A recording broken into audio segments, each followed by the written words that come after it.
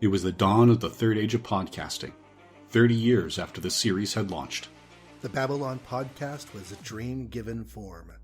Its goal, to discuss the place where humans and aliens could work out their differences peacefully.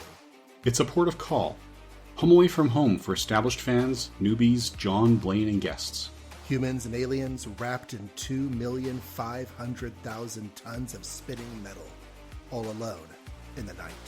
It can be a dangerous place. Wait, what? But it's our last, best hope for peace. This is the story of the last of the Babylon stations. The year is 2024. The name of the podcast is Babylon 5, 30 years later. Hello, and welcome to the latest episode of Babylon 5, 30 years later, the podcast where we usually take a look at an episode or movie of Babylon 5, 30 years after its release date. The we is myself, Blaine Dowler, and my co-host, John Wilson. How you doing, John? I am doing well, Blaine. It's been a pretty good day, and I'm thinking that instead of doing this episode today, you and I should just take a walk through a rocky, barren, wasteland countryside, and I'm just going to tell you my life story, and it's going to be nice. We're going to bond, and then you're never going to be on the show again because you die like next episode. So it's going to be Okay. Yeah, no spoilers there. I don't know what happens to Kefir in his last episode, but I know he only has one more. Yes. So when I said we usually go through the TV and movies, as you might have noticed, our next episode is not due until October 11th because that is the way the show aired in the US. It jumped from May 24th, 1995 to October 11th, 1995. Between those two, Star Trek Voyager Deep Space Nine had more episodes to finish their season, took their season break, and then started their new seasons with several episodes before Babylon 5 came back. Yes, and I will again remind our listeners, JMS did not choose the schedule, and he actively opposed it. He was building to a season-ending cliffhanger, and the network that he was on decided that, yes, we can slowly build. You know, if we build up to that season finale, then we'll have all those viewers locked in for the season premiere because they just saw something that 1 week prior, or in this case, it's actually going to be 5 days prior because they changed the earliest available night per week it can air. So all these cliffhangers designed to make you go, what? And make sure you come back and schedule your time 3 or 4 months later to do it again. Yeah, that wasn't happening. Yeah. So JMS said he wanted to do it this way, and then the networks came back with that Bugs Bunny meme of him saying, no. Yes. But this was the P10 network, the Primetime Entertainment Network, Paramount's first attempt at having a major broadcast network. And there's a reason it was only their first attempt, and their second attempt was about a decade later, maybe a little less. So we will get into that in way more detail, especially as we cover the end of Season 3 and start of Season 4, where it has a major impact on the show itself. In the meantime, we are going to fill this gap the same way dedicated fans of Babylon 5 could. So I say dedicated, they'd be dedicated and, you know, financially in a position to invest in more than just a cable bill, because in this production gap, we have 7 issues of the comic series, 4 of which we are going to discuss today, plus a novel. And a couple of these had come out before the end of, I think 5 came out just before the end of the period we were just discussing.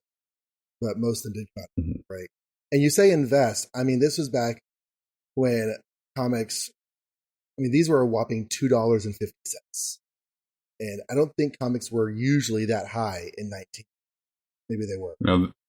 Yeah, and the Canadian price was $3.50 Canadian, but the exchange rates were kind of all over the map, so they bounced up and down. At one point, we had issues of Ultimate Spider-Man that had consecutive issues, same page count, $2 difference in Canadian cover price. Yeah, I'm just looking. Adventures of Superman was $2. Daredevil was $1.50. So this is a $2.50 comic. This is definitely asking you to pay a little bit extra for the comic, which, you know, I'm not saying it's not worth it, but it's not like it's being put out by a minor studio. It's DC.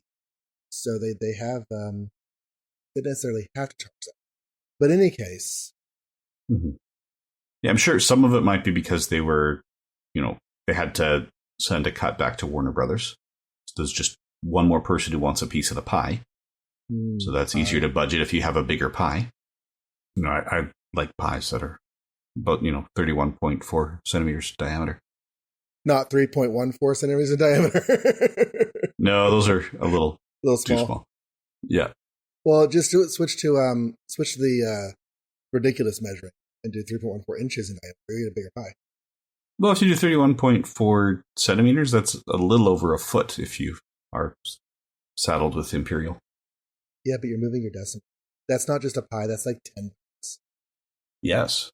Are you objecting to 10 pies? I'm not in any way whatsoever objecting to 10 pies. It's actually 100 times as much pie. So, anyways. Mm-hmm. Yeah, so comics. We have 4 issues, 5, 6, 7, and 8. We do, and these are all part of the Shadows Past and Present story arc. Ooh, Shadows. Yes. So, aside from the cover art, we have identical credits for all of these. So we'll just run through them all. The first issue came out April 4th, 1995, with a cover date of June 1995. The last issue came out July 13th, 1995, with a cover date of September. And then our last 3 issues of the series we'll discuss next time did come out before the show came back on the air. All 4 issues were based on a premise by J. Michael Straczynski, but they were actually scripted by Tim DeHaas. Pencils and inks on the interior were by John Ridgway, who also did the covers for issues 6, 7, and 8. The colors are by Robbie Bush, letters are by Tracy Hampton Munsey, and the primary editor was Laura Hitchcock, although she did have marching orders, so some of the editorial issues we're going to talk about when we discuss issues 9, 10, and 11, they are not her decisions, they are things she had to implement. And then the other major credit, issue 5 alone, has a cover by Scott Hampton. Scott Hampton is a very different style to John Ridgway. And if you've read the Books of Magic 4-issue large format series from the early 1990s, he did issue 2 of that, the interior art. Issue 2 of that. Each of those issues had a different interior artist. And he did issue 2. And I really like the style of his art on number 5 because there's a sort of painted effect to it. And with, what's his name, Garibaldi, it says shadows past and present, and he's being chased by the shadow ships that we've seen only occasionally on the show. And so immediately it's like, oh, we're getting into like secret stuff on this story. And I was actually surprised, I guess we're going to talk about it, how much stuff these issues get into that has not yet been explored on the show. No, and not yet is the best description of it. As longtime listeners know, I have watched the entire series once. I have read the scripts, at least through season 4 once. I am now rereading them. So as we're recording this, I am reading the season 5 scripts. This is John's first time through the show, but this is my first time through the tie-in media. So I had not read these comics or any of the novels prior. And I was surprised at how much is revealed in these issues for the first time. Mm-hmm. So there's some things that I was surprised, but that's, credit to JMS when you read his comments that he was posting online. He wanted to make it feel like the comics would matter. So he deliberately chose to reveal some things in the comics before they were revealed on TV, so that those who chose to invest in the ancillary media would be getting something that was new and fresh for them and be a little bit ahead of the curve in some ways, which is actually a nice approach. Because if I have any complaints with tie-in media set, sort of dancing between the raindrops or within the show, it's that when you're reading it, you know that the characters are safe in some ways. Like, this starts off with a caption saying this story arc takes place prior to season 2, episode 9, The Coming of Shadows. Mm-hmm.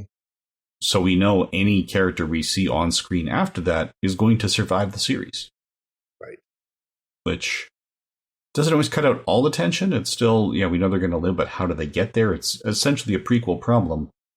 Except with tie-in media, that prequel can every single issue because it's following the lead of the main series. Now, there are cases where that's not necessarily what's going on. There's, numerous Star Trek novels set after the series themselves wrap up. So then they have a little more freedom. They still need approval from the rights holder, but they can go in wildly divergent directions and have the Enterprise crew that we saw together for the last time break up into 8 different ships and have 8 different series. So there is that freedom after the show is off the air, but while it's on, they often don't have it. Right. And so just to have, all of that type of storytelling that we're going to talk about here was a pretty good surprise. Going back to the credits briefly, John Ridgway does the 3 of the covers and the interior art. And Transformers fans will know him from being the artist on the Man of Iron story, which is a UK created story that was published later in the run in the US. And his style here is very different to that because that was like colored pencil, super realism, and the it was a very refreshing change of pace from the sort of house style that Marvel had going on. But the style he had there was very, very good. And Doctor Who fans will also know him from the Doctor Who graphic novel Voyager. But here it's more sort of just, comics art, nothing too unusual about it. In fact, I would say his face work is even just a little bit weird in places in this. And I don't know if that's a change in his style as he's gotten further in his career, or just because of the different medium it comes off differently, or what. But that's where I know him from. Yep, and we will discuss it later. I'm looking at his bibliography here. He will return for issue 11. Okay, so we'll see him again. Yes, he also did a few issues of Spider-Man and the Zoids. That's a UK series. I don't know what stories he would have done in that. He did issues 36 and 37, Bits and Pieces, with Grant Morrison, and issue 51, Getting Even, with Richard Allen. So those probably aren't Spider-Man stories, or there aren't a whole lot of Spider-Man stories that were created in the UK. It's almost entirely but the UK comics run multiple series per issue because they're usually put out weekly. And so if they're importing US stories, they'll chop them up into chapters and spread them out over 2, 3, or 4 weeks, and then fill the other pages with other chapters, other series. So it's called Spider-Man and the Zoids because Spider-Man and Zoids are 2 different series that it's running. And I don't know what strips he would have done that. Yeah, it would have been similar to the Detective Comics era, where Batman was the lead story, but then he was followed by stories involving the Martian Manhunter and the Elongated Man. Right. It's more of a theme, and he might be the title character. But when I did my Transformers UK podcast, I read a lot of that backup material for the first time, and some of it was pretty good, and some of it was stuff that I've definitely read now. Yes, there's...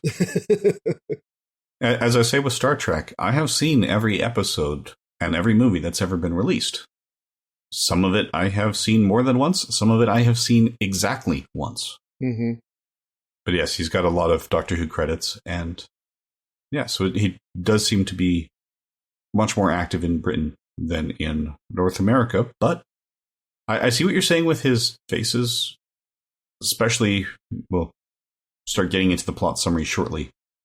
In the flashback scenes, when Garibaldi has a fuller head of hair, that was both a nice touch and made it harder for him to be recognizable. Whereas I thought Londo and Veer, who are in part of the first issue and then part of the last issue, they were spot on. Yeah, they were pretty great. When I was saying the weird faces, I was mainly thinking about his Garibaldi depictions. But yeah, his Londo looked amazing. Not just the face, but the expressions. It's like he's taken a picture of Peter Jurassic, put it on the page. Yeah, he almost could have been tracing frames of film from the show.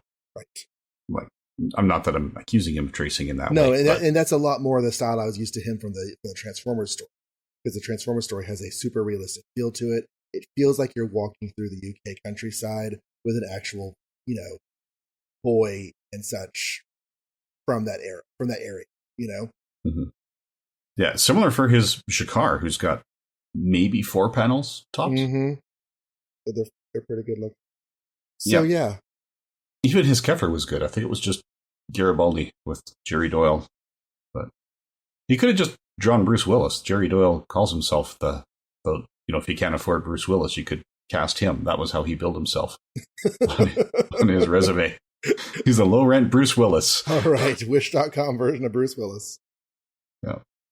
All right, so shall we get into our summaries? Yes. All right, so summarizing issue 5. So again, the story arc is Shadows Past and Present. Issue 5's individual title is With Friends Like These. Garibaldi has been randomly monitoring Ambassador communications, and he's heard things in Londo's that make his monitoring significantly less random. He intercepts Londo's half of a call from Rifa to discuss Mr. Morden, who is never named during the conversation. He decides to head to Londo's prearranged meeting place with Rifa, and Lieutenant Kefir forces his way into that mission. Meanwhile, Morden somehow knows about all of this and tells Londo to cancel the meeting with Rifa while going to a completely different destination. While Garibaldi knew that the meeting place was, or where the meeting place was from earlier conversations, Morden did not, and he compels Londo to reveal the information. When Garibaldi and Kefir arrive at Londo's prearranged meeting place, they are attacked and shot down by an alien vessel that's very similar in design to the larger Shadow vessels that we've seen, and end up heading down for a crash landing. So do you want to do comments per issue, or do we just summarize all 4? I think per issue would be good, kind of take it piece by piece.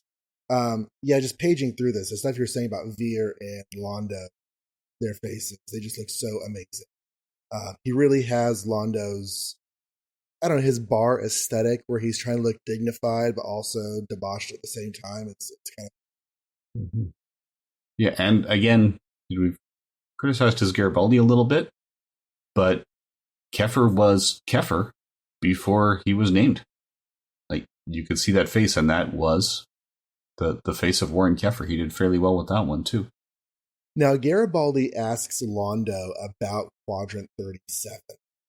And this is honestly the first time I ever had any inkling that anybody linked Londo to Quadrant 37 on the station. They just haven't talked about it. Now, obviously, that was the event that launched the war and that sort of gave him rise to power among the Centauri. But we haven't seen anyone on the station talk about it. It just kind of surprised me that Garibaldi has had this suspicion about Londo the whole time.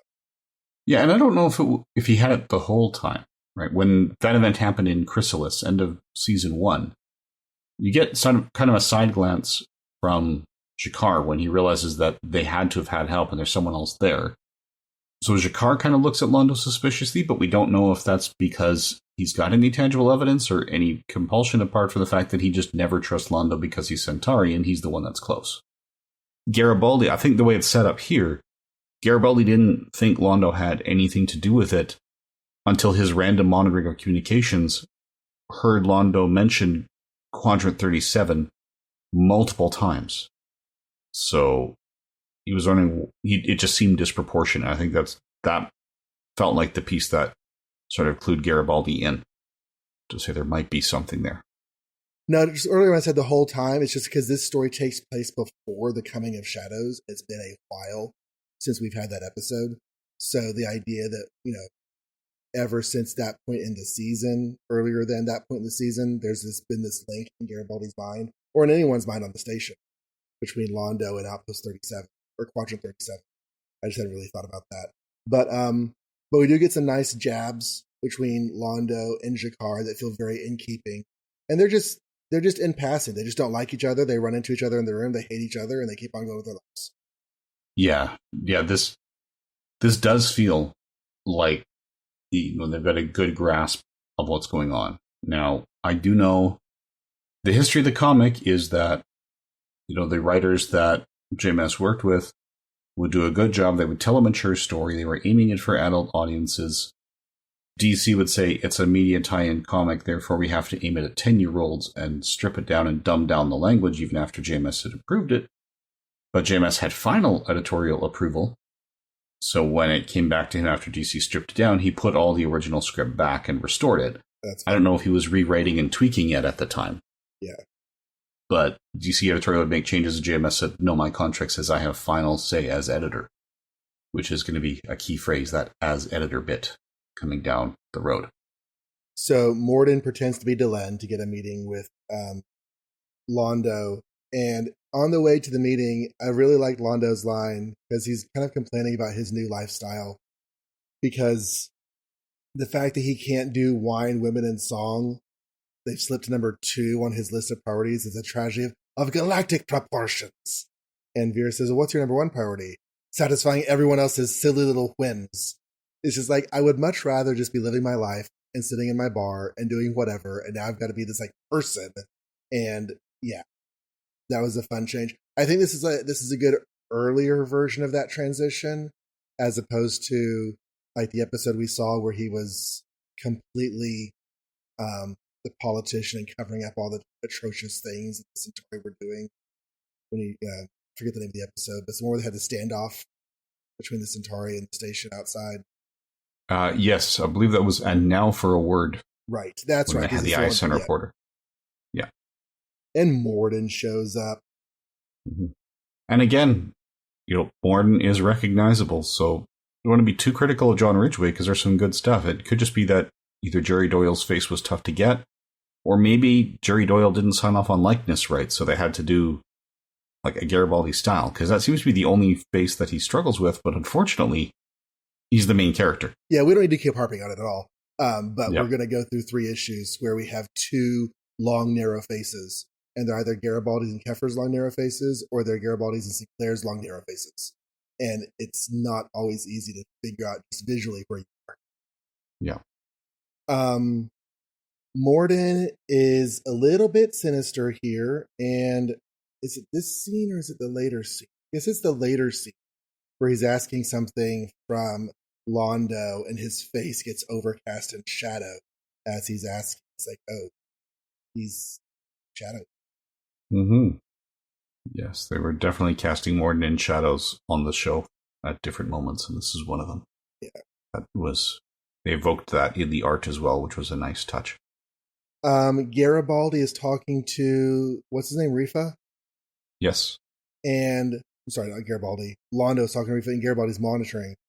He can only do half the conversation, though, so he can't see that Garibaldi's talking to Rifa.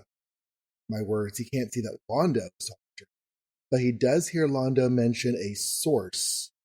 And so, yeah, Garibaldi is definitely trying to put pieces together in the background storyline of this series that we haven't seen him do on the show. And it's not a complaint. I kind of dig it. It's just a little bit of a surprise.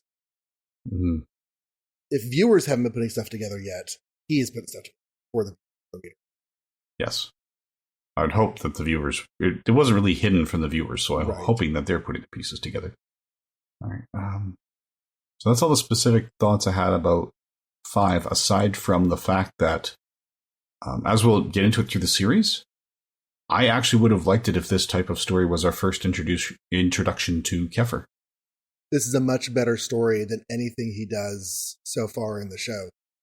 They're going to make a reference to the one thing that he's doing that's contributing to the storyline in a way that we're going to have to talk about because it feels a little bit weird. But whenever I was reading through this the first time and Morden warns Londo off from going to the meeting, I didn't quite twig to the fact that that is why Garibaldi didn't run into him. And then at the end of the series, they're like, yeah, Londo left and came back really quickly. What were you doing? But yeah, Garibaldi goes chasing Londo on a mission that Londo doesn't even actually go on. Yes. And the thing I really like about Keffer's introduction here, he is doing his pilot duty when he sees Garibaldi coming basically to take this craft. He's going, no, you're command staff. I'm a pilot. We need to make sure you're back in one piece. Had this story been our first Keffer story, then I would have believed after this was all said and done that Garibaldi would have invited Keffer to hang out with the audiences because of a bond they formed here. Yeah. And it would have felt like Keffer belonged in the room. Whereas what the introduction we got, he didn't feel like he belonged because he didn't, as far as JMS was concerned, he didn't belong in a show. And we haven't seen any more of those kinds of scenes with Keffer anyway. It was just that one episode. and Kefir's barely been around since then. But yeah, he and Mhm. Garibaldi are definitely going to form a bond for the course of this story. And I like your point that he's the pilot. He has no idea how much flight experience Garibaldi has. Maybe Garibaldi is a skilled pilot, maybe he's not. But it's his. Garibaldi always likes to talk about how that's my job. The things I'm doing in the station, it's my job. So I'm supposed to. This is why I'm here. There's no, expectation I should be doing anything else than what I'm doing. And Kefir's kind of the same way. That's my job. I'm supposed to be here flying people, and you need me to fly you. Mm-hmm. So, yeah, like I said, this is based on a Straczynski outline. So I wish this had been the kind of Kefir story we had to introduce him. So he would have felt more like he belonged.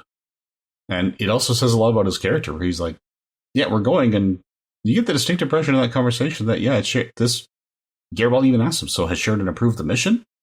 And he's like, I have no idea what you're talking about. I just know you're trying to take the ship and you need a pilot. That's what I am. I think it would have made Kefir a more compelling character from the start if this is how we'd met him. Then we get the second scene with Morden and Garibaldi. I guess I'm just going to do that all day long. Londo and Garibaldi, it's Freaky Friday. They swap bodies with Morden and Londo, and that's where Morden is like, I'm waiting in the shadows for Londo to give up where they're supposed to be, because Londo does not want Morden to kill Garibaldi. No. So you could tell that in his face. He doesn't want to share that destination with Morden, but he does because he doesn't feel like he has a choice. And then, well, we'll get to how it wraps when we cover issue 8. Shall we start on 6? We get to flashbacks. I did really like how Garibaldi looks so scruffy. Mm-hmm. He is unshaven, messed hair. His shirt looks kind of gross. Yeah, I don't know if that shirt is... I envision that shirt as being like half drenched in sweat, because he's just sitting there being gross in his office with no one to account to. And he stands up and the lower half is all kind of dark. That's just what I'm going to kind of visualize that as. The idea that Sinclair actually even took this guy up in the air at all is a little bit surprising, but I think he was limited on options. Yes, and he did actually come highly recommended. They told him that he was the best. So, but the question is, who did he speak to and how recently had they known Garibaldi? Right. And Garibaldi had been the best.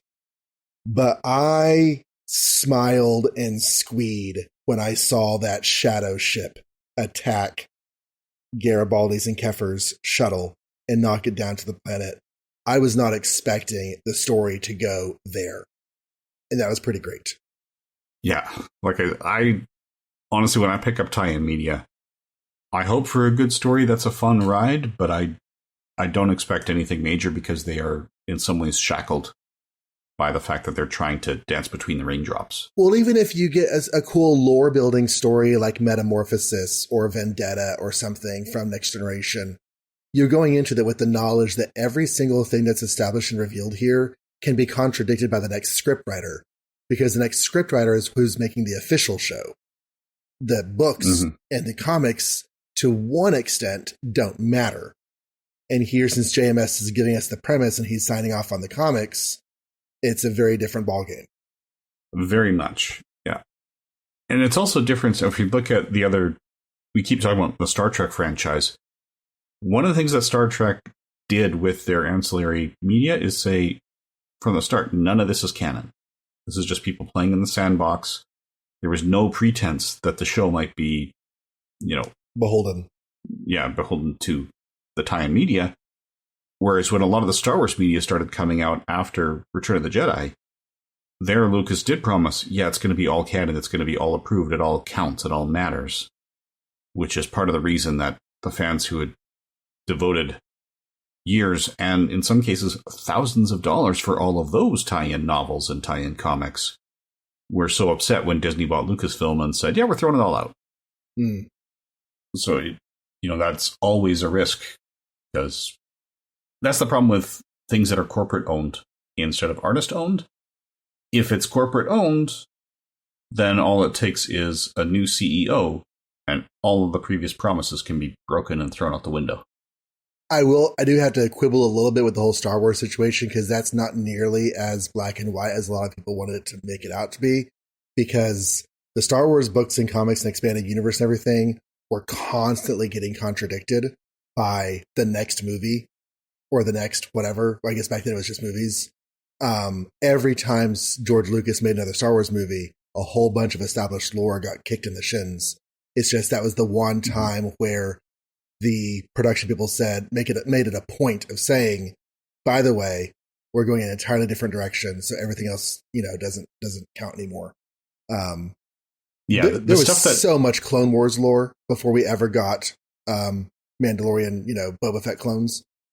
Yeah, I think the time, my impression was that when they were saying it was canon, it was when they basically did a relaunch after Jedi had come and gone. So a lot of like the Marvel comics that were coming up between movies, they were zigging pretty hard when the movies went zag, and then all of a sudden they had to rewrite everything. Mm-hmm. Whereas the stuff that started coming out, it might have been with Heir to the Throne, I forget, but there was a point where they said, or Heir to the Empire, sorry, not Heir to the Throne. But I think there was a point where they officially said, okay, from this point forward, it all counts, it's canon, and it was pretty much everything set after Jedi. Because Lucas had said, because of his previous experiences, he would never do 7, 8, 9. Mm. So, and then he even rewrote some of his backstory for 1, 2, and 3. But that's a different other podcast. Conversation. So let's get into 6. All right. So quick plot summary for 6. The story title is Against the Odds. Garibaldi and Keffer survive the crash and make their way through the unfamiliar planet. It's a Centauri world with atmosphere that seems okay to breathe. To pass the time, Garibaldi continues telling the story of how he and Jeffrey Sinclair first met. Garibaldi was a private pilot hired by Earth Force to do recon on a classified mission. Sinclair was given that mission to stay out of the spotlight in ways that are hardly befitting for a war hero. Sinclair and his 2 soldiers did not have a lot of confidence in Garibaldi, who was not in one of his sober periods. When the craft malfunctions on day 5, they crash, killing 1 soldier and breaking the other's leg badly. Sinclair's wrist is broken and Garibaldi's okay. Sinclair and Garibaldi go for help, and the surviving soldier determines that the aircraft that crashed is now in perfect working order. Garibaldi pauses his storytelling when Keffer spots a Centauri city. They also see the remains of their vehicle, which Garibaldi caused to self-destruct, getting spotted by the aliens who shot them down. The hostiles seem intent on eliminating any and all evidence of their presence.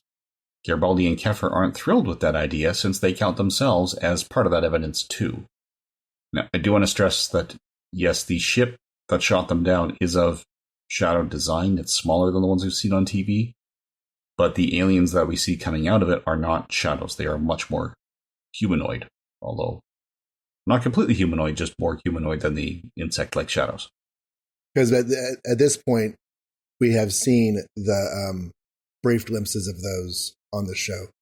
Maybe not at the time this issue came out, because there were still a couple of episodes left in the season when this issue came out. And I can't remember when we saw those glimpses. But yeah, they're different. Yeah, well, this issue came out May 2nd, 1995. And so that puts it after There All the Honor Lies and before And Now for a Word.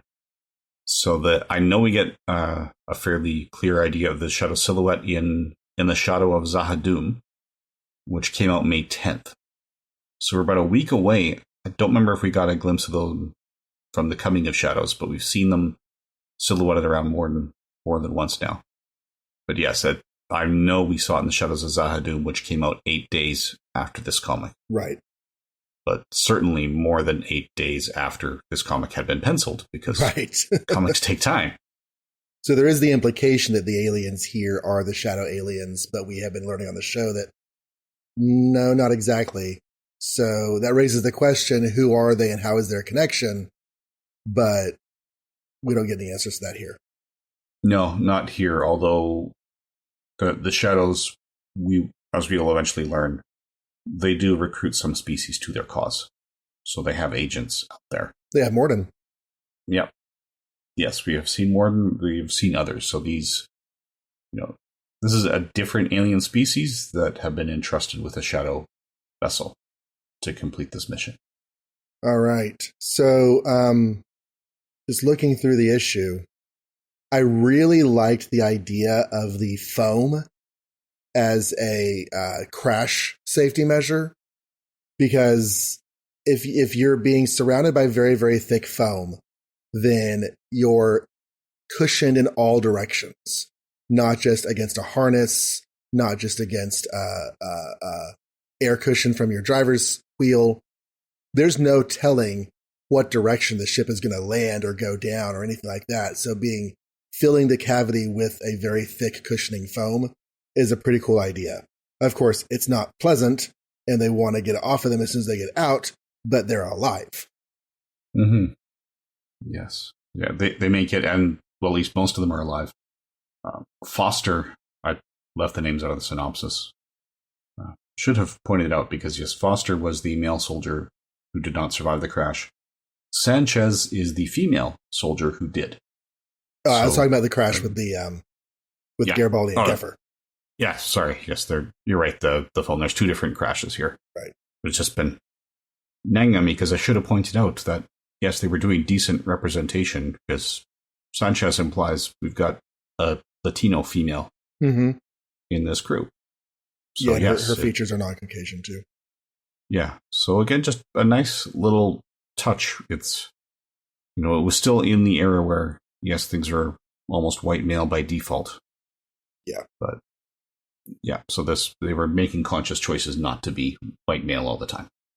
And Garibaldi, he made some interesting choices. Past tense Garibaldi. He got a job to go fly these people, and what does he do? He goes and gets sloshingly drunk and is passed out when they find him. I liked how Sinclair throws all of his bottles off of the ship before they take off. It's like, you might not be completely sober right now, but you're not getting any drunker while we're flying. Mm-hmm. And he even has them sober him up before they go anywhere. Mm-hmm. Well, there's only so much you can do to sober somebody up. Yeah, they talk about like feeding them coffee and walking it off, but yeah. You just gotta wait for that to process. Yeah, keep that blood flowing through the liver as much as possible. Mm-hmm. Sinclair and Garibaldi do not have a good first impression either direction. And so it makes you wonder a little bit how they're going to be such fast friends in the future. But you got to start somewhere. And this is a very believable place. As much as we've been told about Garibaldi having a really low past, this is a very believable starting spot for them. Yes. Yeah, it's really solid. And this issue does a lot more to develop that Garibaldi-Sinclair plot than the Garibaldi-Keffer plot. Yeah. There's not much of a Garibaldi-Keffer plot. They're just talking. Yeah, we really don't have much Garibaldi-Keffer plot until, I think, issue 8, when they wrap it up to get them home, because on the way there, it's just, yeah. We know that they're being pursued, and they spend most of issue 7 running, but yeah. So again, I would think if we go through and count the pages, I'd say they're probably about 2/3 in flashback for issues 6 and 7 here. Yeah. Garibaldi takes a flask on the trip with Sinclair, because evidently Sinclair didn't get all of his alcohol. They leave Sanchez behind as they go marching. She can mind the store. Mm-hmm. Which, as the one with the broken leg, that makes sense. Yeah, there's not a whole lot to the rest of this except for them just talking and walking as they go. But we do see Sinclair and Keffer looking down at the ship, and where he had self-destructed their own ship. And Garibaldi freaks out because he recognizes that sort of spiny, bizarre kind of look of a ship design from several years earlier. And he is not okay with that. He freaks out a bit. Mm-hmm. Yeah, and if anything, it's odd that we get that from Garibaldi and not from Keffer, given where Keffer's been going. That's true. Because Garibaldi does make the connection on the last issue. I almost wonder if that was an afterthought in the story scripting or something. Or maybe it just doesn't seem like Keffer is doing it, because his reaction was just more of a stunned silence. So we just see that stationary character on panel and they discuss it off panel. when they say, yeah, I saw that too. Because the stun silence is a possibility. Kefir says, that's the ship that, and Garibaldi says, shot us down. It's entirely possible that Kefir was going to say something else. That's true. Yes. Yeah, so they both saw it here. They both recognized it. So even though at the end when the connection is made saying it's the same ship, I believe that they made that connection as they were walking between panels, because it's established that they spend at least 10 hours walking from A to B, and it does not take 10 hours to read the story. Yeah. Which almost makes me wonder how they keep getting interrupted. When he's telling the story, he should have had the whole story with Sinclair done before they hit the rise. But anyway. The aliens coming out of the ship are long and wispy. They kind of look like your generic long, thin aliens. You don't really get any definition from them until next issue. I almost wondered, as I was getting into next issue, if they were actually the same creatures. If the creatures we see here and the creatures we see next issue were the same. But there is one sequence of panels that firmly establishes that that's the case. They are completely erasing the fact that Garibaldi's ship crashed there. And I'm kind of wondering why. Oh, because this is a Centauri world. And they don't want any evidence of their presence, including the fact that they shot somebody down on it. Okay, that makes sense. They don't want people to know they came down. So, yeah. So, yeah, I don't know. This is the middle chapters I find are a little hard to discuss. We'll have more discussion after issue 8, I think, when we see how it all wraps up. Yeah, I had less to say on 6 than I had on 5, because 5 has set everything up. But yeah, I'm ready for 7 if you are. Yeah, I am. Okay, so 7's entitled Survival the Hard Way. It is, of course, part 3 of Shadows Past and Present. See, it's past and present, kids, because we're getting a flashback story and a present day story. Hence the title. So Kefir and Garibaldi, they're still trying to get away from their pursuers, although Garibaldi is convinced that they have too much of a head start to be caught. Ha. He continues his story about meeting Sinclair. They had been trapped in a cave by a sandstorm. And Garibaldi, in the past, had wandered off to have a drink in secret with his little flask, and he got tired of hearing all the jibber-jabber on the comm, so he turned off his comm link. Much later, after he evidently drinks and takes a nap, he turns his comm link back on, and Sanchez is screaming into the microphone, and she informs Sinclair that, she informs Garibaldi that Sinclair had gone looking for him and was now trapped by a rock slide. With the help of the illegal gun on his ship, Sanchez gives Garibaldi enough guidance to find Sinclair and save his life, although their resources, their air and such, are now greatly depleted. The flashback story is interrupted once again because Kefir and Garibaldi start arguing. They're all of a sudden, out of nowhere, having trouble trusting each other. More to the point, Kefir no longer trusts Garibaldi. It seems a little bit weird that Garibaldi led them right to a place where they could be found by the hostile aliens, who are now following them fast enough, not only to get ahead of them, but also they camouflage themselves into the environment and hide from the approaching humans. Garibaldi deduces that the aliens are using mental abilities to get Kefir and Garibaldi to turn on each other. Garibaldi can hear the voices in his head. We're given voices and words. It might just be impulses, but he can feel the influence, and he's resisting it. And he helps Kefir, and they resist long enough to figure out what's going on. The aliens looked tough enough; they could have torn Kefir and Garibaldi apart, but instead they were trying to get them to turn on each other, and therefore leave no evidence of their presence. So Garibaldi resumes his story and reveals that he and Sinclair encountered on their world the exact same kind of ship in what the Babylon 5 television audience now recognizes as a shadow vessel. So there is the shadows past and present for you. Yeah, so these hostiles, looking at the panels, you can tell that they're almost cannon fodder. There are no distinguishing features, so there's not a standout character. There's no one you're meant to identify with. Mm-hmm. So they are looking fairly identical. Right, John and I take turns writing the synopsis, and I realized I missed out an important piece, whereas when they figure out that the hostiles are trying to get them to antagonize each other, it went far enough that Kefir actually took a shot at Garibaldi and missed, and hit one of them that was camouflaged into a tree, so then the others came out, and Kefir and Garibaldi won the shooting match. But yes, they were trying to get Garibaldi and Kefir to take care of each other instead of using physical force. So again, their own presence would not have left any evidence. But yeah, they're nondescript. They're not nondescript. They're not distinct from each other. They're just aliens. Like if you're reading a Star Trek comic and there's a massive Klingons, they'd all look like Klingons. There wouldn't necessarily be individual faces, except for if there was, one particular person. But but yeah, the idea that they are physically very capable of being vicious and yet not using any of that is an interesting point that Garibaldi twigs to. It's like there's a reason they're not eating us, or at least tearing us limb from limb with their teeth and claws, even though they obviously could. Mm-hmm. I like that they show they're observant and deductive, because that's going to be kind of a big part of how things go in issue 8. So this helps establish that, yes, Garibaldi is the kind of person who pays enough attention to see that sort of thing. And as we'll learn, Sinclair is too. And I can't remember all the details of the episodes we've seen. One of the things I'm looking forward to is whenever this series first actually starts coming out as a podcast, going back and re-watching the episodes and having that feeling of, oh, that's where we learned this, and oh, that's where we see that for the first time. The stuff with the Io and him failing on Io.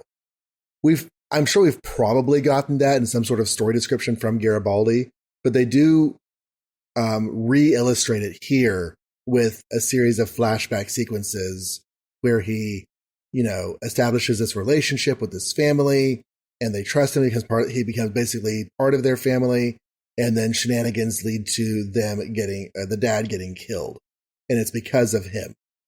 Yes, that was covered in, I think, season 1, episode 11. I'm not sure what the episode number, but that was Survivors, written by Mark Scott Zicree, who was graceful enough to join us for the podcast as we discussed it. So that little girl we see in that flashback was the grown-up security officer. Oh, right. Okay, yes, I remember that. All right, so that's a connection. Good. Yep. And he hooks his flask up to his little straw that's inside his suit and starts drinking and passes out. But we don't know how long he's out. Happily, Sinclair's accident had only happened a few minutes before Garibaldi wakes up. Mm-hmm.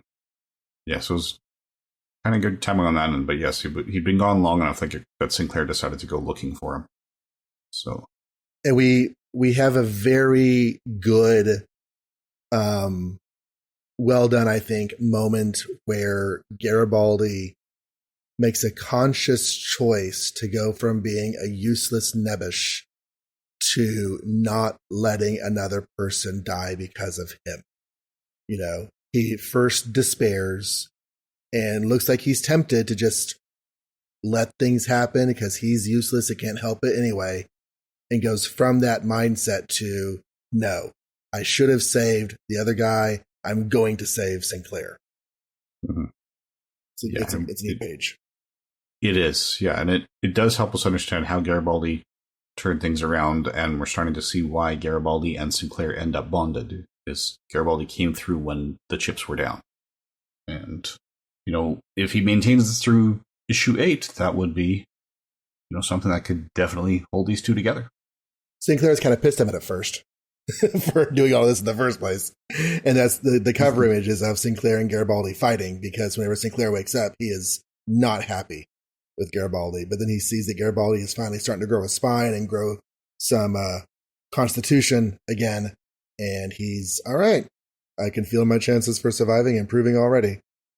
There's a line in this series, I think it was earlier, where Garibaldi is describing Sinclair's personality, and it is very on point with the way his portrayal is on the show, that he's kind of a stick in the mud. Yeah. And you can't really see a whole lot of personality with him a lot of the time. Yeah, I think the comment was that he's seen corpses that aren't as stiff as this guy was. Which is kind of a difficulty I had with his portrayal, because that stiffness was very evident in The Gathering. And we get to see more sides of him as the show goes on. I came to really, really like Sinclair. But you can definitely get the idea that an outsider who doesn't see a lot of him would not be able to get that more full impression. Yeah. Yeah, because most of when we saw Sinclair officially on the job, he was very stiff. He was relaxing off the job, or sometimes on the job, but when the only other people in the room were like Garibaldi and Ivanova, right? People who were close enough to have seen the other side. He doesn't necessarily need to have that imposing command status like he would with other members of the Earth Force that he hasn't seen before. So I don't have a lot else to say about 7, but I think we're both going to have quite a bit by the time we get through 8. So shall we just move on? I just had a couple other things. I'm paging through the comic. We get to the scene where the aliens basically lay an ambush for Garibaldi and Keffer. And I hadn't noticed it till just this moment.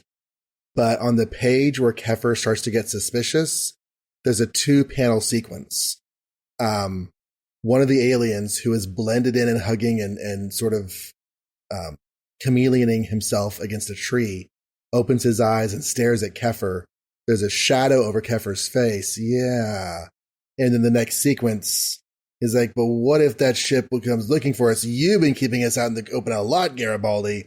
And that's where the suspicions set in. So an astute reader would have realized that the aliens were causing this from the beginning, which I was not an astute reader. I did not get that until Garibaldi explained it to me later. Yeah, there are some subtleties here. So I don't remember this. I don't remember if I picked up on it during the first read. I knew it was happening during the reread, and those 2 reads were about a month apart, so I don't recall clearly. They do shoot down all the aliens, but then the aliens self-explode. Like they have self-destruct devices in their bodies. It says no evidence, but there are, big, gross scorch marks on the ground. I guess somebody would see that and say, that's really weird. What was that? They wouldn't be able to actually know what it could possibly be. Yeah, there's not enough evidence left to trace them, and they only did that because it came to a fight. Had they been successful, Keffer and Garibaldi would have killed each other. Now their ship would have been gone, so they would have begged the question, what happened to their ship? How did they get on the planet without crashing? Mm-hmm. So I suspect that they might have still done something with the corpses, but that we don't know because we didn't see their plan come to fruition. Yeah. And the last page, there are 2 different ship designs. There's the sort of pinecone-looking Bezoar ship, and there's the larger, much more spines ship. And the spines are like going opposite directions. Like on the smaller ship, they were pointing backward, and on the larger ship, they're pointing forward. And it's interesting to see that there are different ship designs. And the ship design we see on the last page is actually a flashback as it's blowing up other stuff. Mm-hmm.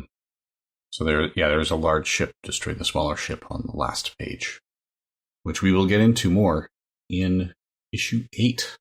So issue 8 is entitled Silent Enemies. It is our final part of Shadows Past and Present. So Keffer and Garibaldi eventually make their way to the Centauri city, and Garibaldi continues his story. He and Sinclair find a settlement of some sort with buildings and vehicles and people, and they see a large shadow vessel destroying a smaller crashed shadow vessel, and they have no way of communicating because their comms are out. So they deduce that everybody down there must be communicating telepathically. Sinclair gets Garibaldi to knock him out so his mind can't be read. This is exactly the type of thing which he had been sent to find. There was some kind of human experimentation going on. And what happens is that Sinclair and Garibaldi sneak into the installation and they put on uniforms. Well, one of them does. Garibaldi does. He knocks Sinclair out, like I said. Garibaldi sneaks into the installation, puts on a uniform, and Garibaldi hides behind some rocks where Sinclair's body is found. And then he and Sinclair are able to overpower the 2 aliens who have found them. And basically they take their suits so that they look like aliens because their visors aren't see-through. And so they can sneak into the compound. Once they do so, they find that there's some sort of human experimentation going on, which is very strange. And we do see a blonde woman amongst those being experimented on. They're eventually found out, though, and Garibaldi and Sinclair barely escape with their lives. When they are able to return later, there is no trace left of the facility except for one item, one piece of evidence. The story is interrupted yet again, though, when Keffer and Garibaldi in the present day are captured by the Centauri. And the Centauri are going to execute them. These humans have no business on this Centauri world. What are they doing here? Why are they spying? What's their purpose? But Garibaldi drops Babylon 5's name and Londo Mollari's name, and Londo Mollari has a lot of clout in there. The Centauri recognize him as being the person who helped wipe out the Narn outpost in Quadrant 37, and Garibaldi's like, oh, I knew it! But they call the station. The Centauri people call the station. Veer takes the call.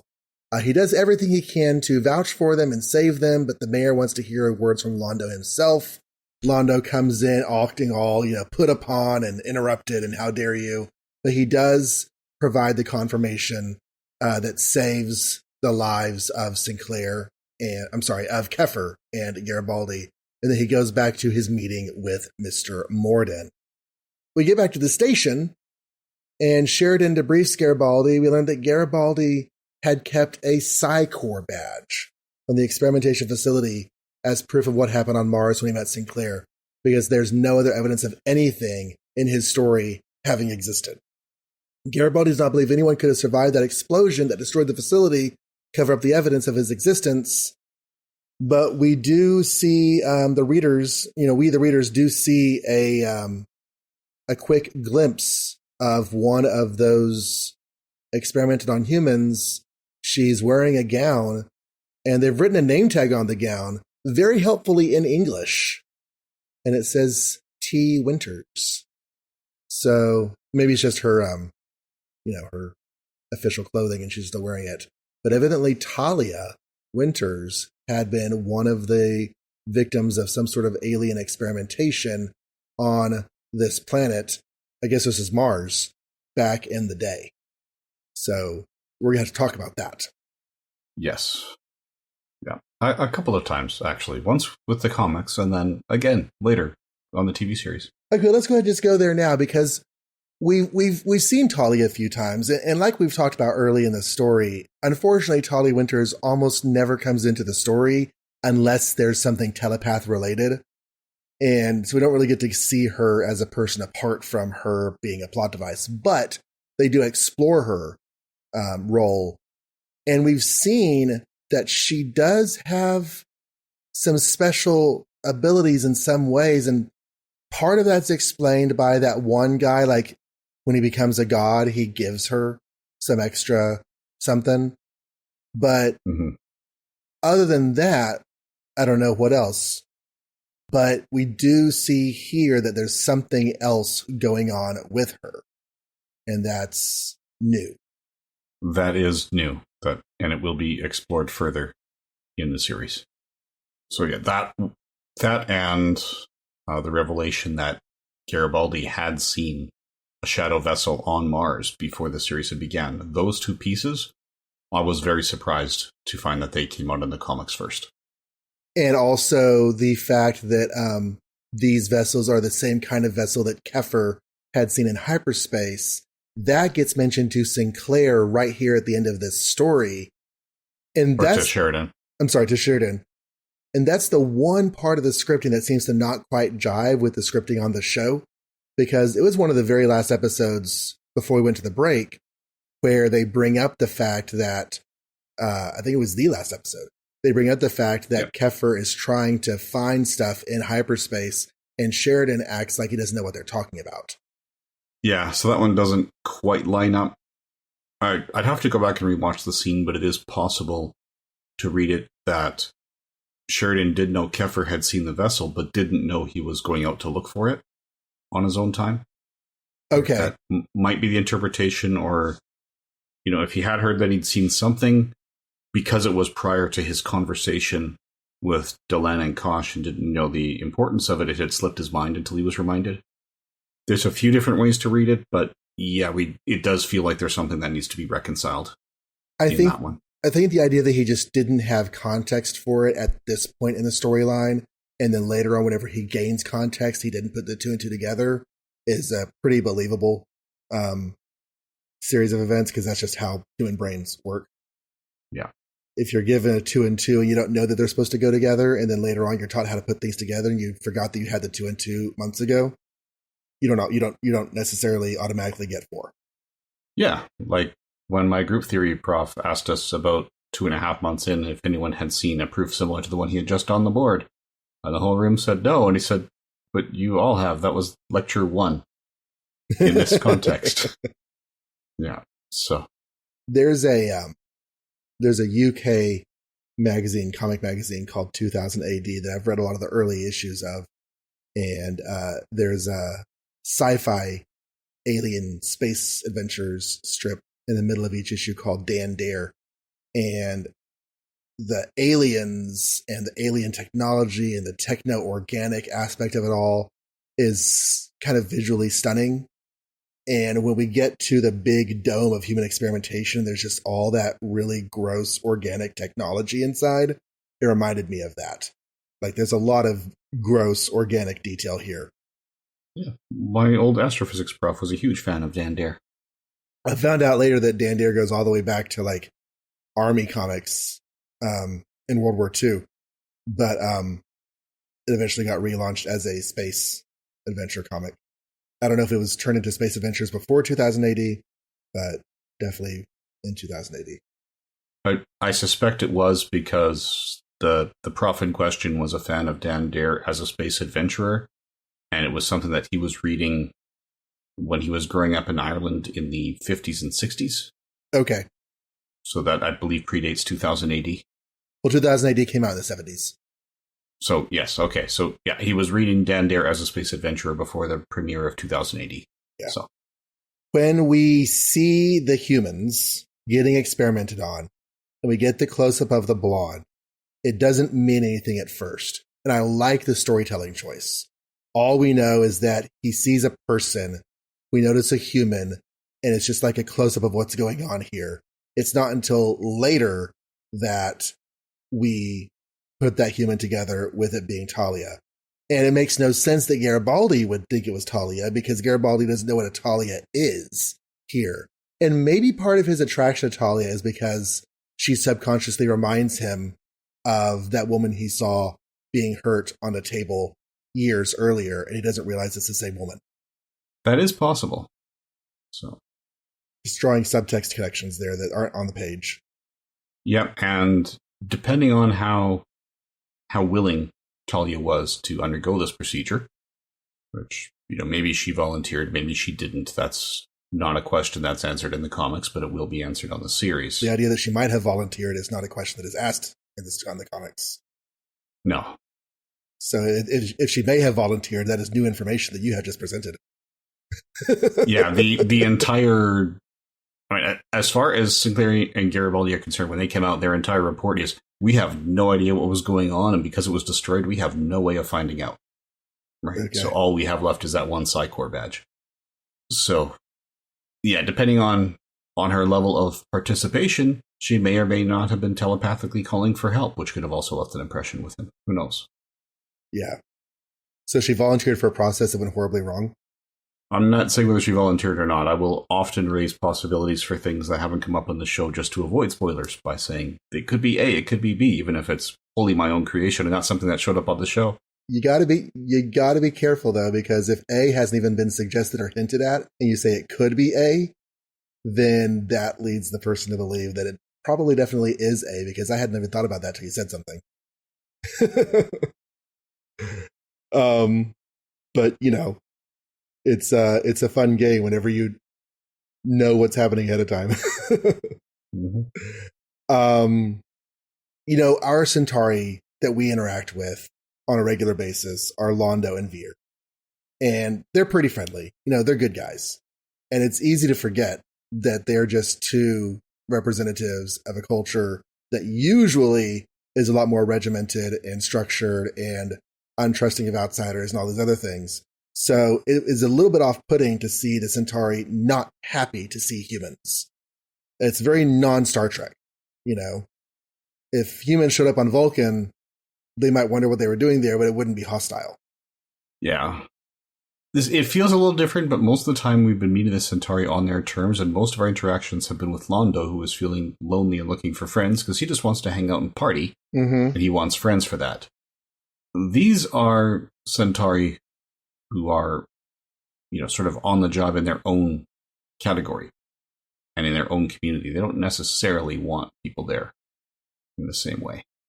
I found the tension between Londo and Garibaldi interesting before Garibaldi gives the word that yes, before Londo gives the word that yes, Garibaldi is his friend. But at one point they look at each other and it's almost like Garibaldi is tempted to just let this happen.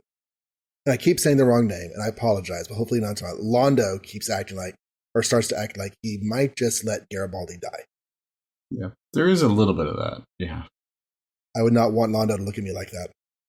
No, and it does show that the path he's on where you can see what is he debating, because, he did come out from a meeting with Mr. Morden who tried to arrange Garibaldi's death. So I could see Londo not wanting to do that, right? Not wanting to do that, but also tempted to maybe let it happen because that's what Morden is saying needs to happen. Mm-hmm. And Morden right now is right there. Right. Issue 1, Morden was the one saying, don't be anywhere near it and tell me where they're going. Mm-hmm. And now Londo's understood some of what they've been through.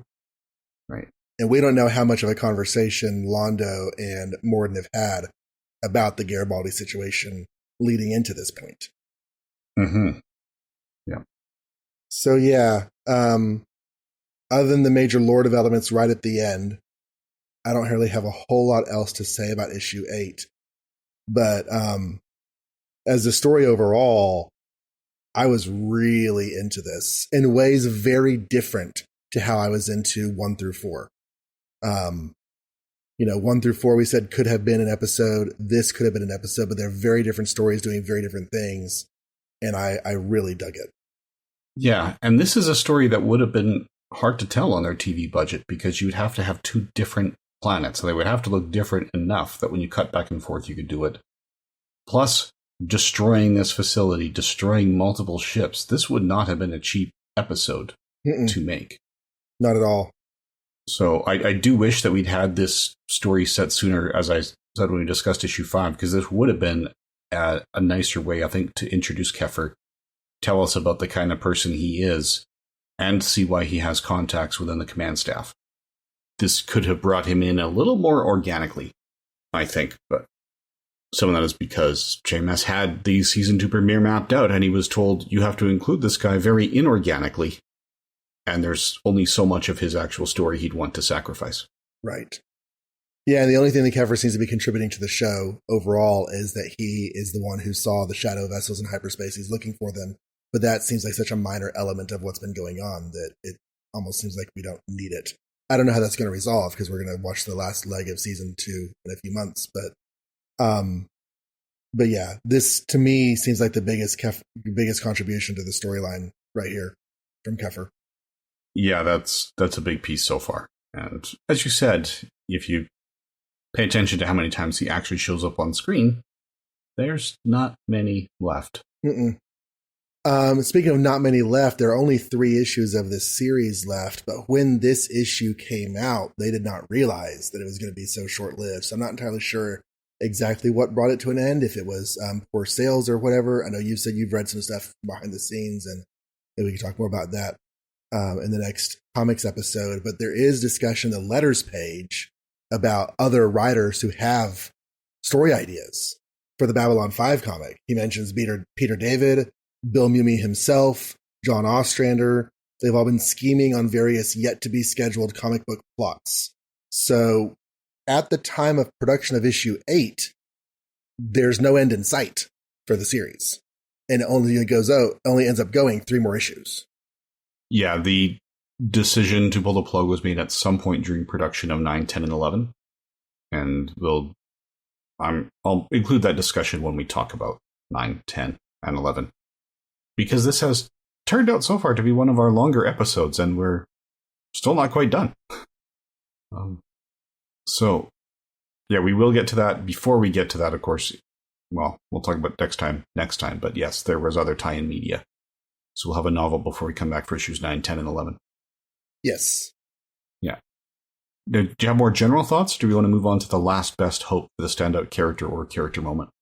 No, I think that's my overall thought of the series is just I really enjoyed it.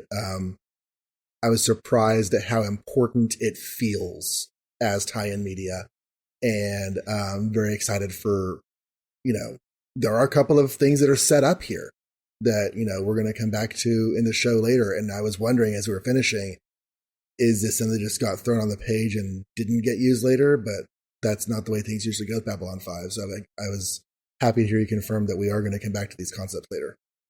We are, yes. Some in the not too distant future. Some had actually been filmed but not released when these issues came out. Not all, but some. So the last best hope, the standout character or character moment is... Yeah. Do you have anything aside from just how important it felt, or is there a specific moment?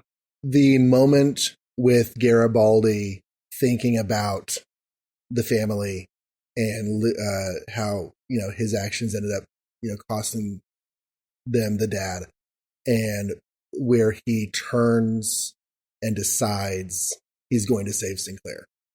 That was a very big moment for me.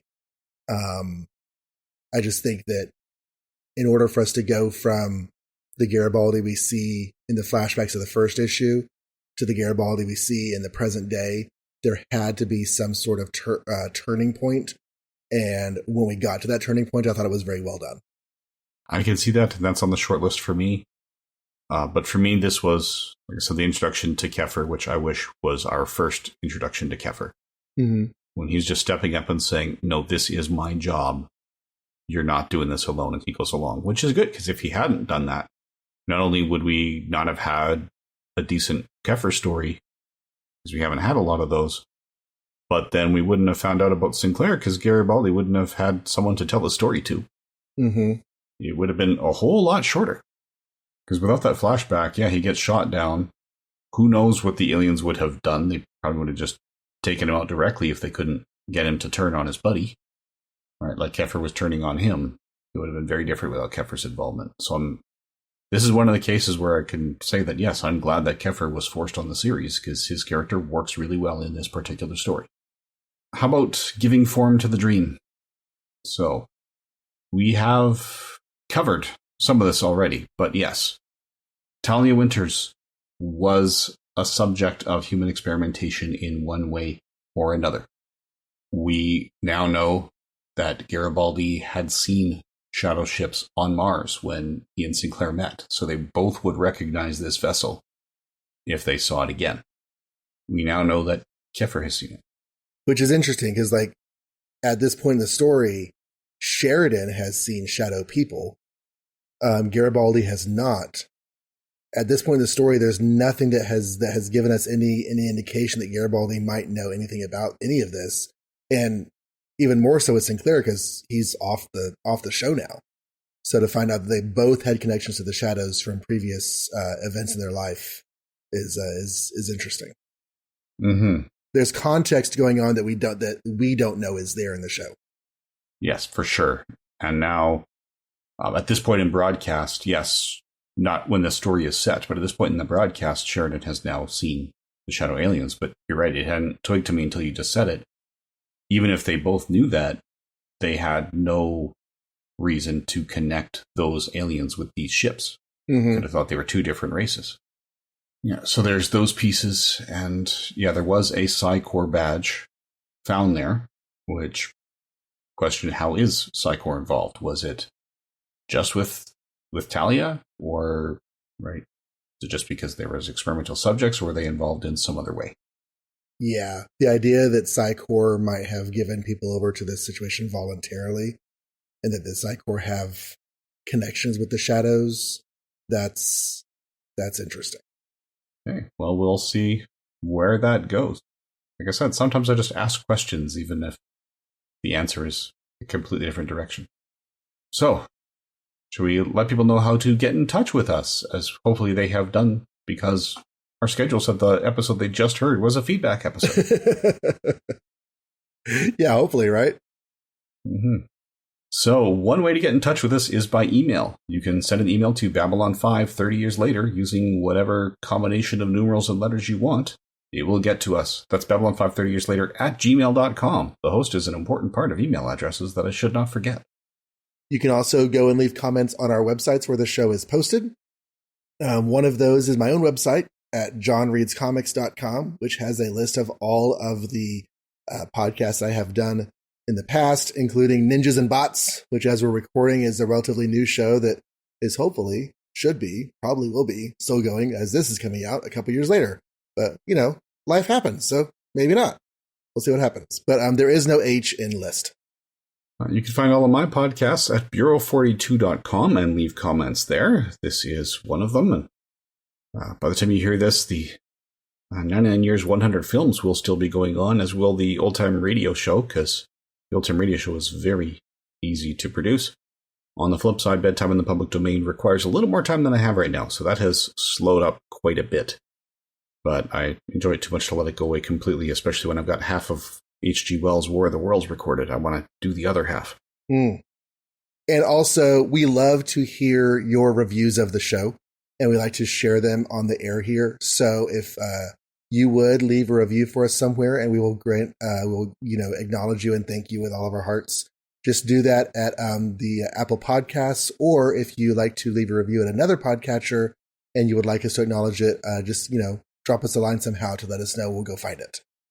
Yes. And the final way to get in touch with us easily is with our YouTube channel. So all of our episodes are automatically cross-posted to YouTube. I need to make a conscious effort to go back and organize them in the playlists that I have planned out. But you can find and leave comments there. I like how you say easily. I mean, there are ways to get in touch with us that are not easy, because we're not giving you our addresses, and, carrier pigeons are not a very supported infrastructure these days. So, but yes, those are the easy ways to get in touch with us. So yeah, next episode is, we're going to go back into the prose world with Accusations. Yes, the second novel, this time written by Lois Tilton. And not to get too spoilery, I'm partway through reading it now. Not as far as I'd like to be. I'm hoping to do more this afternoon. But I am finding it more enjoyable than novel number 1. And if you would like to read it, of course, it is available at used bookshops online, but it's also been scanned onto archive.org.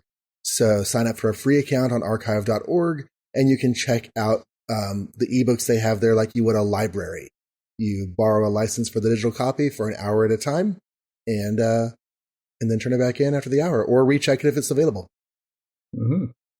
Yes, and then just to fill in the rest of the gap before the series comes back, in September, we will cover the last 3 issues of this comic series. Mm-hmm.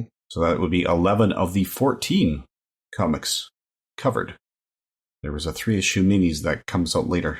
Yeah, the Invillain's name is down the road a bit. But yeah, so this nice big gap. Is this the largest gap we have during the regular broadcast of the 5 seasons? It's a really big gap.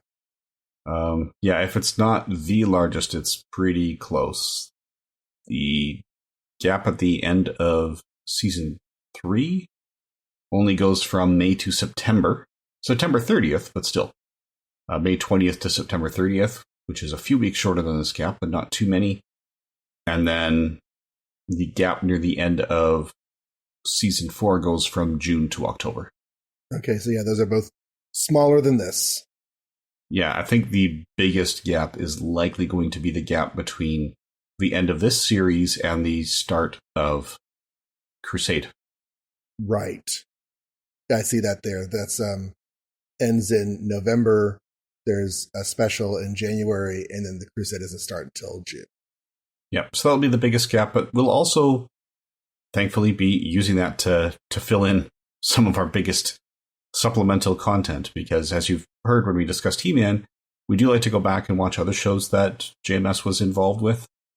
And our plan in that gap is not only to cover one of the novels, but also cover his contributions to Jake and the Fat Man and Murder, She Wrote, which will just take some time to view. Mm-hmm. All right, so be back with us in a month for Accusations. Thank you for listening. And good eating to you.